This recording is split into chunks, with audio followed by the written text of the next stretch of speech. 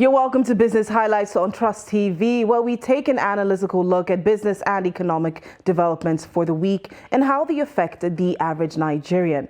My name is Chamun Dabeng, and I'll be your host. Let's talk numbers. On the 7th of October, President Muhammadu Buhari presented a 20.51 trillion naira 2023 appropriation bill to the National Assembly. So far, the budget has garnered mixed reactions and has risen several questions. The bill has equally scaled second reading. Joining me in the studio today to break down and analyze the budget for 2023 is financial analyst Aliyu Ilyas. Before we hear from our guest in the studio, let's refresh your memory with a report on the budget presentation. President Buhari, in company of his cabinet ministers and other key government officials, addressed a joint session of the two chambers of the legislative arm. He unveiled a budget of 20.51 trillion naira with a crude oil benchmark price of $70 per barrel, daily oil production estimated at 1.69 million barrels per day at an exchange rate of 435.57 naira per US dollars. While giving a breakdown of the budget, the president said the 2023 transition budget was designed to address critical issues and lay a solid foundation for the incoming administration. To further address structural problems in the economy and drive growth, capital releases thus far have been prioritized in favor of critical ongoing projects in the power, roads, rail, agriculture, as well as health and education sectors. As at the end of July 2022, the fiscal operations of the federal government resulted in an estimated budget deficit of 4.63 trillion naira. The proposal has 744.11 billion naira earmarked for statutory transfers, 470 billion naira for universities revitalization in 2023, and 8.27 trillion naira for non-debt recurrent expenditure, as well as 5.35 trillion naira for capital expenditure. The budget deficit is projected at 10.78 trillion naira. The president stated that the budget deficit will be financed mainly by new borrowings. We have resorted to borrowing to finance our fiscal gaps. We have been using loans to finance critical development projects and programs aimed at further improving our economic environment and enhance the delivery of public services to our people. As we are aware, we have witnessed two economic recessions within the period of this administration. A direct result of this is a significant decline in our revenue generation capacity. President of the Senate, Ahmed Lawan, earlier in his opening remarks, commended President Buhari's administration for being consistent in delivering of landmark infrastructure across the country, saying it is important for 2023 budget to prioritize the completion of the ongoing projects. Speaking on how to reverse the increasing trend of deficit in the nation's budget, he lamented the low level of revenue generation, noting that oil theft remains a major challenge. The 2023 budget is tagged Budget of Fiscal Sustainability and Transition. All right, that was President Muhammadu Buhari presenting the 2023 appropriation bill. Now we're going to take a look at a breakdown of the 2023 budget one more time. So we have a statutory transfer of 744.11 billion naira, non-debt recurrent costs of 8.27 trillion naira, personal costs of 4.99 trillion naira, pensions, gratuities and retirees benefits of 854.8 billion naira, overheads of 1.11 trillion naira, capital expenditure of 5.35 trillion naira, including the capital component of statutory transfers, and debt service of 6.31 trillion naira, and sinking funds of 247.73 billion naira to retire certain maturing bonds. So we have a total of 20.51 trillion naira and a deficit of 10.78 trillion naira. Now, Ms. Aliu, I could literally see you from the side of my eye. You were shaking your head. So tell me, what do you think about this 2023 budget? Are you optimistic about, how implementable this could actually be? All right, thank you for having me. Year in, year out, we do have a budget, but on a positive note, we should celebrate and appreciate January to December calendar for the budget. I think it's one good thing that will allow us to measure the budget appropriately. But if you're looking at the budget, it is 20% increment compared to last year that we have 17 trillion. This year we're having 20.51 trillion, 20% increment. But the challenge is not majorly the amount, because if you look at the amount we are doing, it's small compared to our peer. Yes. And just within 50 trillion budget compared to our size and our economy and the growth level.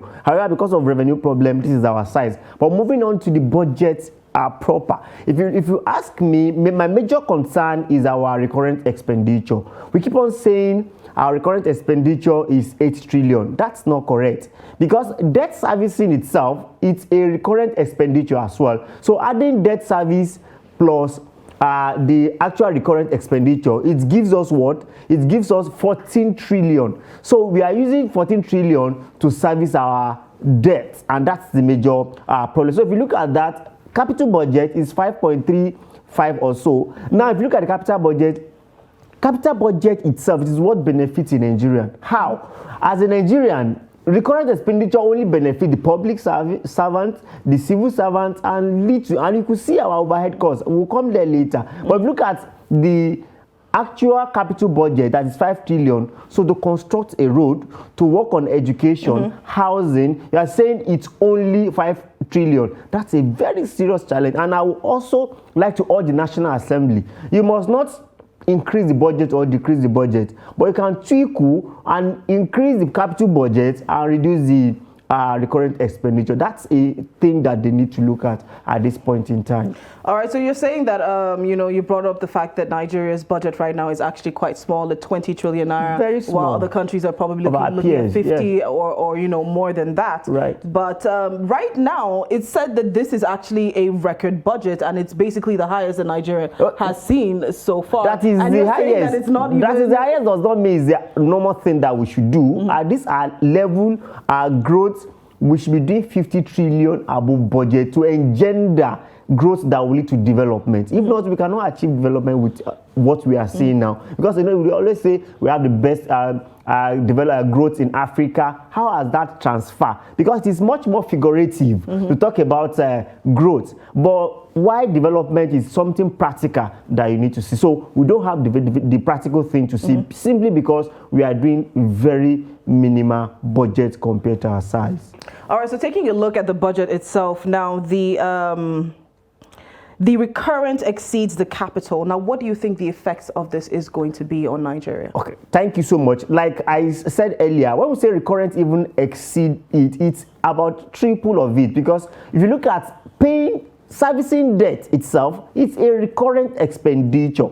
So if you add that to normal recurrent expenditure that is about 8 trillion, it amounts to about 14 trillion. That's huge. So now if it exceeds to this level, if you even look at last year capital expenditure, it's still above this year current capital expenditure. So government needs to do more. National Assembly needs to find a way to trickle it and make sure the capital expenditure at least get to like 7 trillion for us to benefit. Because like I said, we cannot benefit this economy.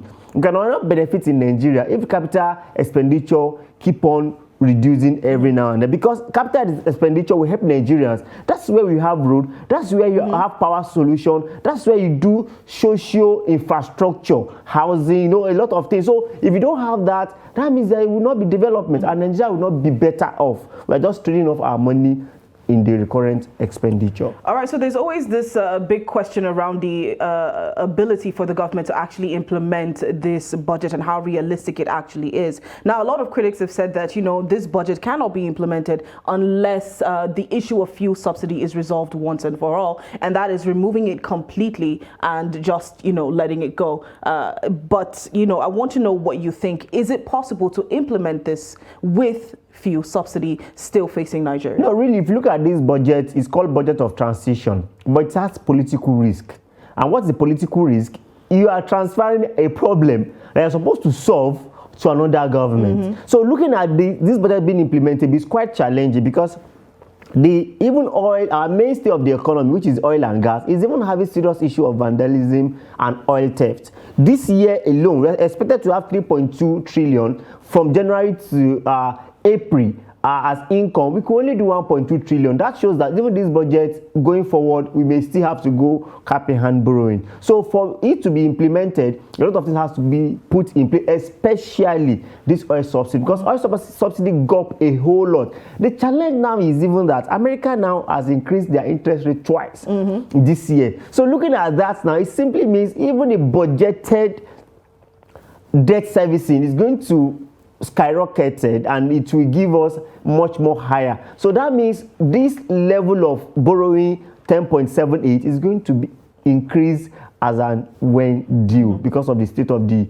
economy now. So getting the revenue is still another problem. I can only appreciate the people that package the budget, because if you look at the expected revenue from oil and gas is 1.9, why other government-owned enterprise about 2.4 trillion. So government has also seen that getting more money from oil, it's not which should not be expected like as it is before. So they are trying to look at that. But revenue is always Nigeria problem, and we must find a way to work on that, especially from government-owned enterprise. All right, so the issue of revenue, I want us to come back to that later on. Now, you talked about debt servicing. Right now, debt servicing is taking up 30% of the budget, and still within the budget, there's a deficit of over 10 trillion naira, like we rightly pointed out, meaning that the country, of course, will be forced to borrow. How is this going to affect Nigeria's economy itself? How far can we go? Right now, the government is saying that they're staying within their 40%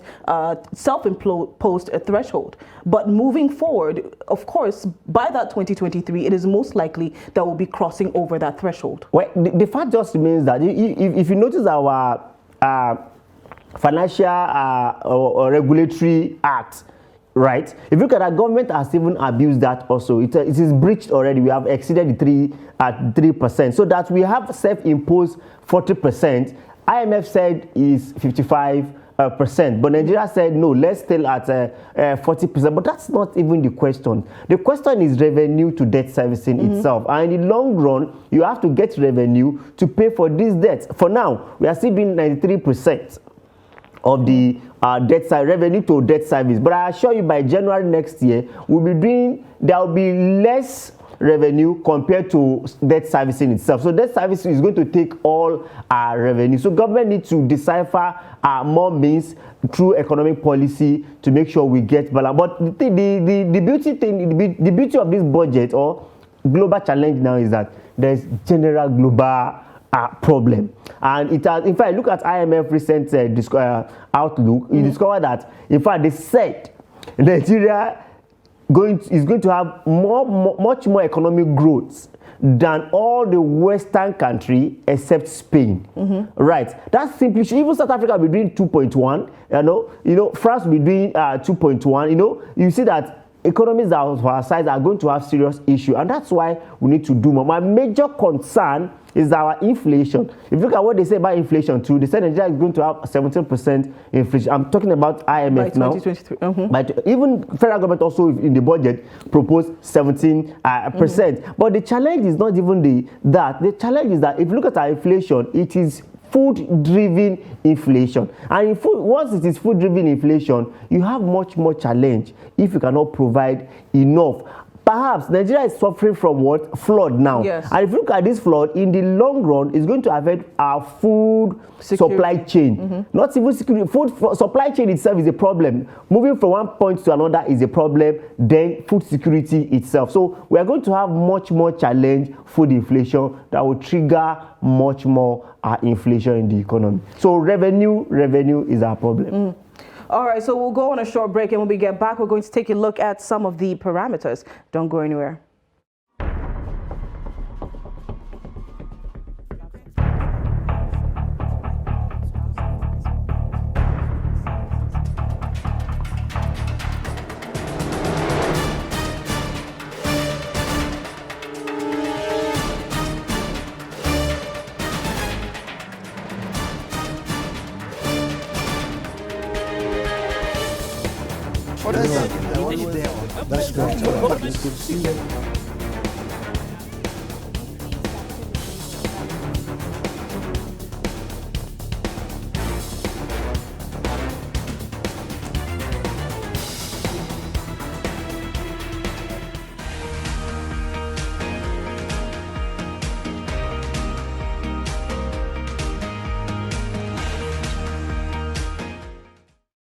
You're welcome back to Business Highlights on Trust TV. And once again, my name is Chamun Dabeng. I'm still here in the studio with financial analyst Mr. Aliyu Ilyas. And we're currently taking a look at the 2023 appropriation bill. As we earlier stated, on the 7th of October, President Muhammadu Buhari presented the 2023 appropriation bill to the Senate. And so far, there's been so many questions, a lot of criticism of the 2023 bill. So right now, we're going to take a look at the budget parameters and the fiscal assumptions. Now, oil price is set at $70 per barrel, and the daily oil production estimate is 1.69 million per day, and exchange rate is set at 435 naira 57 kobo per dollar, and the projected GDP growth rate is 3.75%, and projected inflation rate is set at 17.61%. Now, what do you think about these parameters?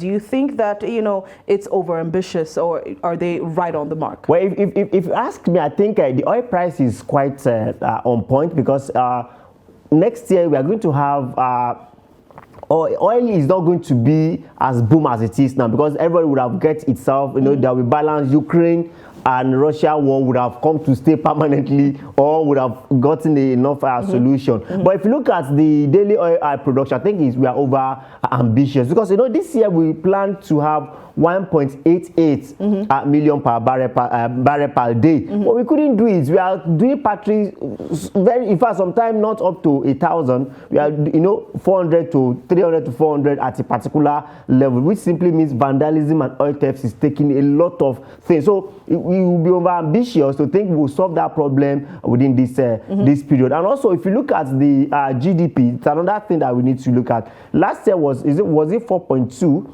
This year government is looking at 3.7. And if you look at IMF said no, we are going to come down, because the projected 3.4. They say you are going to be doing 3.0. So if you ask me, even 3.7 is over. Because if you look at the economy now, we are going into election.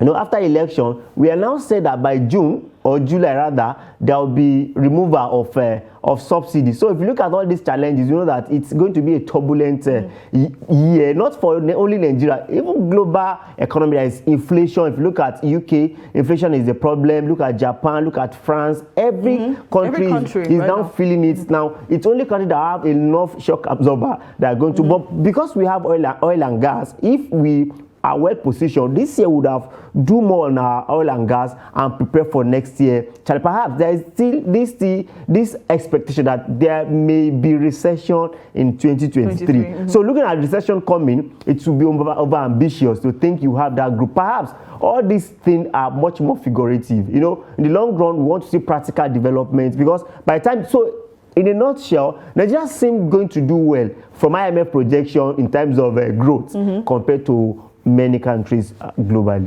All right, so speaking about the International Monetary Fund, we have some key takeaways from the global economic outlook that just concluded. Now, IMF says that Nigeria's economy is to grow by 3.2% in 2022. Mr. Aliyu has already mentioned that. And it downgraded sub-Saharan economic growth to 3.6%, downgrade due to tighter financial and monetary conditions, global growth too slow to 3.6% in 2022 and 2023. Incidents of flooding in some states in Nigeria to worsen food insecurity and further increase food inflation. We've already brought that up. And Nigeria's inflation rate to moderate to 19% in 2022 and 17% in 2023. And IMF says central bank must act resolutely to bring inflation back to target. IMF calls for clear policy decisions to tackle high inflation. Now, looking at these takeaways, what comes to mind? Some of these things you've already mentioned, of course, the issue of flood and the possibility of food inflation and food insecurity. What do you think about this? Like I said, globally, even GDP globally is going to, growth rate globally is going to reduce from 6 to 3 percent. That's a major deduction. That's major deduction, and it's cumulative from all the economies. I think we did not have challenge of flood now. Would have said we'll be in a better position, because the flood is going to affect food and cause food inflation and make inflation to rise again. That's just the major challenge. If not, we would have been at a better position to manage our economy and to see how it's actually will go. But if you look at IMF projection itself, they initially project 3.4, but because they saw the level of the economy, they said no, it's going to be less than that. So Nigeria should just brace up, because we don't know. We pray we will not have another force majeure that will happen. You know, we have had 2 recessions in Nigeria between maybe 7 years or so. You know, one is oil doom recession. And the other one is through COVID-19. So that's 2. So because of that, we are to prepare, because we have to spend our way out then. So we don't have enough money. We have borrowed enough. If there's any recession now, it's going to be very, very devastating compared to what we have been able to succeed before. However, we are going to have change of government, and every government in Nigeria comes with their own economic policy. Every Nigeria government come with their own economic policy. So we didn't know what the next person is coming with. Perhaps there could be even body language sometimes makes economy change, because like Buhari, when he came, people are keeping money here and there, like this person coming. So by the time we have new president in February, the economy will still have a new shape. Perhaps by June, July, they're going to be remover, because no government will come to no president will come to Nigeria at this point in time that will not want to remove fuel subsidy. Because if you don't remove it, that means you didn't have any money for infrastructure, even recurrent expenditure. I pray we will not be borrowed to pay salary, because government also need to look at states. That's another thing we are looking at. If federal government is trying to put everything in place, how about state? And that's why we said any government that is coming with economic plan, like the current one, 2001, 2021 to 2025, you need to carry states along. If you don't carry them along, we are going to likely have serious challenge moving on, because state borrow more. I'm sure you know. So that government is borrowing, federal government is borrowing, state is also going. So National Assembly need to have a law, maybe have a bill that will reduce the rate of borrowing from states. There should be threshold. If you are at this level, please don't borrow again. Federal government has sure knows that there's a level they must borrow. They are trying to have self-imposed 40% compared to 55% of IMF. I assure you they may have to adjust that, because for this economy to succeed, there may be more borrowings.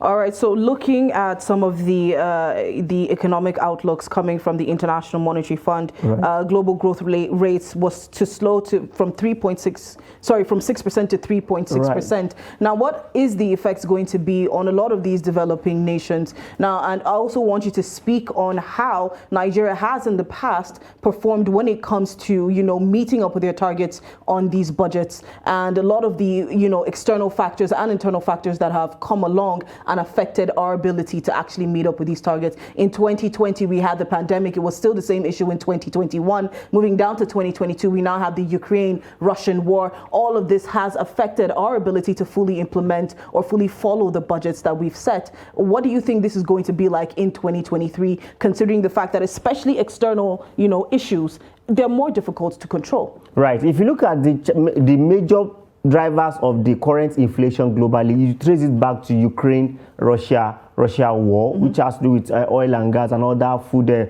commodities. And if you also look at it internally, you discover that Nigeria should be able to meet up such, because globally we are dependent to an extent. For instance, if you look, that's why I said food inflation. If you look at our breads, our wheat, and everything actually surge up. But if you can internalize, I remember during Obasanjo, there is a percentage of cassava that is expected to be in wheat, so that if you marry that up, you can have a Nigeria bread, so to say. So if you can look at internal policies and work on it, perhaps if you look at NPR 4.0 also, it's another thing that we need to look at. Then if our tax, because if a manufacturer cannot get money to produce, it becomes a serious problem, because our tax, our interest rate also is increasing every now and then. I think 15.5%. So these are the things that we need to look at. But globally, we don't have power to control that. It's affecting everybody. But internally, we can. And that's why debt is a problem now.